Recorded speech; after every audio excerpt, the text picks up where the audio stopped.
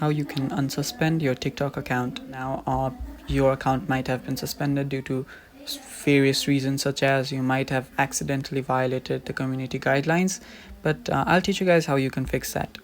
So first, just open up your TikTok. Now, after you open your TikTok, go to your profile section and go on the top right corner. Right there, you will see the gear icon on the top right again. Tap on it and just scroll down till you find the report a problem option. Tap on report a problem. Now right here you will be able to report on problems. Now just go ahead and search for suspended account. Now after you search for it, you can see different reasons why your account has been suspended. Now you can just go back to this. It says, what if my account has been suspended?